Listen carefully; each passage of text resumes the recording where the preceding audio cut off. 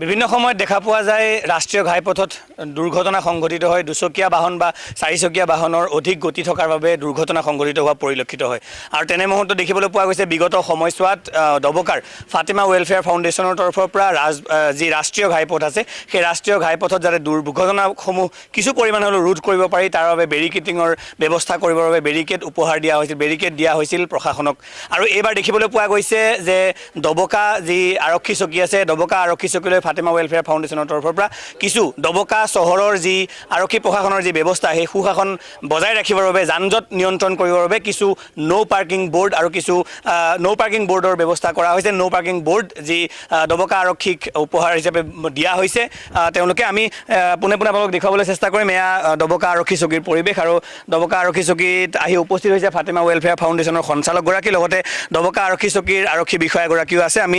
আপোনালোকক দেখুৱাবলৈ যত্ন কৰিম তেখেতসকলৰ সৈতে আমি পোনপটীয়াকৈ কথা পতাৰ চেষ্টা কৰিম যিহেতু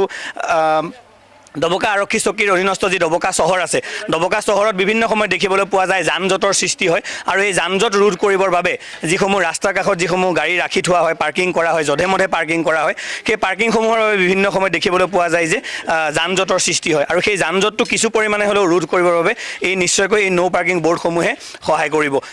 আমি ফাতিমা ৱেলফেয়াৰ ফাউণ্ডেশ্যনৰ যিগৰাকী সঞ্চালক আমি তেখেতৰ সৈতে কথা পতাৰ চেষ্টা কৰিম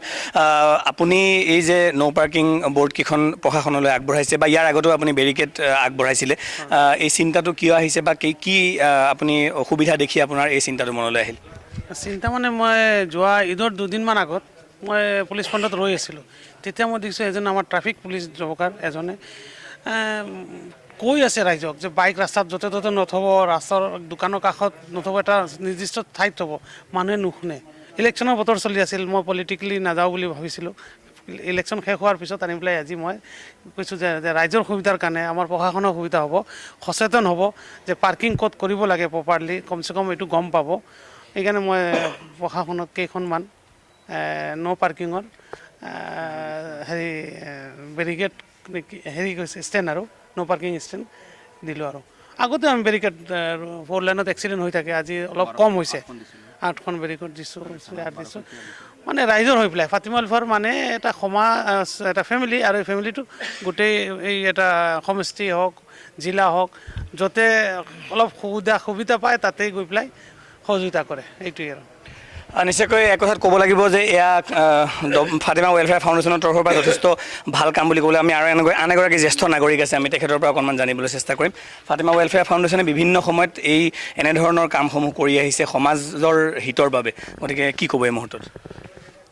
মই প্ৰথমে ফাতিমা ৱেলফেয়াৰ ফাউণ্ডেশ্যনক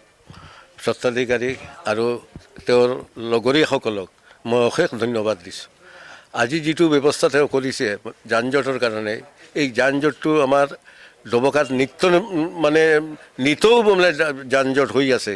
মানুহবিলাকো কনচাছ নহয়তো য'তে ত'তে গাড়ীবিলাক পাৰ্কিং কৰি ট্ৰেফিকটো এনেকুৱা হৈছে মানে পুলিচেতো কণ্ট্ৰল কৰিব নোৱাৰে যাই হোক এখন চাইনবোৰ্ড যদি থাকে তথাপি এখন গাড়ী ৰাখোঁতে বোলে ইয়াত নট পাৰ্কিং আছে এইবিলাক বস্তু নাছিলে যিয়েই হওক ফাতিমা ৱেলফেয়াৰ ফাউণ্ডেশ্যনে এই যিখিনি কৰিছে যান বাহন নিয়ন্ত্ৰণৰ কাৰণে এইটো এটা লেখত ল'বলগীয়া কথা আৰু মই আশা ৰাখিছোঁ আমাৰ মানুহ যদি কনচাছ হয় আৰু এই চাইনবোৰ্ডখিনিৰ প্ৰকৃত মৰ্যাদা দিলে ট্ৰেফিক জাম হোৱাৰ কোনো মানে পৰিস্থিতি নহয় গতিকে আমি ৰাইজকো আবেদন কৰিছোঁ যে আপোনালোকে এই চাইনবোৰ্ডবিলাক যিবিলাক ন' পাৰ্কিং বা অমুক তমুক পুলিচে লগায় এইবিলাকে আপোনালোকে মান্যতা কৰিলে কোনো ৰকমৰ এক্সিডেণ্টত বা ট্ৰেফিক জাম হোৱাৰ কোনো সম্ভাৱনা নাথাকে আৰু সদৌ শেষত মই সাংবাদিক বন্ধুসকলক অশেষ ধন্যবাদ জনাইছোঁ নিশ্চয়কৈ এয়া ফাতিমা ৱেলফেয়াৰ ফাউণ্ডেশ্যনৰ এক মহানুভৱতাৰ পৰিচয় বুলি ক'ব লাগিব ফাতিমা ৱেলফেয়াৰ ফাউণ্ডেশ্যনে বিভিন্ন সময়ত সেয়া আৰ্তজনৰ কাষতেই হওক বা প্ৰশাসনক বিভিন্ন যি যান বাহন নিয়ন্ত্ৰণৰ পৰা আৰম্ভ কৰি দুৰ্ঘটনা ৰোধ কৰাৰ বাবে বিভিন্ন ধৰণৰ যিসমূহ কাৰ্যকলাপ আছে সেইসমূহত সহায় সাৰথি আগবঢ়াই আহিছে আৰু এই ফাতিমা ৱেলফেয়াৰ ফাউণ্ডেশ্যনৰ সঞ্চালকগৰাকী আব্দুল জলিল ডাঙৰীয়াৰ তত্বাৱধানত এই যিসমূহ কাম চলি আছে আমিও আশা ৰাখিছোঁ যাতে অনাগত দিনত প্ৰশাসনকেই হওক বা আৰ্তজনক যাতে সহায় কৰি আগবাঢ়ি গৈ থাকিব পাৰে সেই আশাৰে আমি এই প্ৰতিবেদনৰ পৰা বিদায় লৈছোঁ পৰৱৰ্তী বাবদৰ বাবে চাই থাকিব আপোনালোকৰ প্ৰিয় চেনেল দবকা লাইভ নমস্কাৰ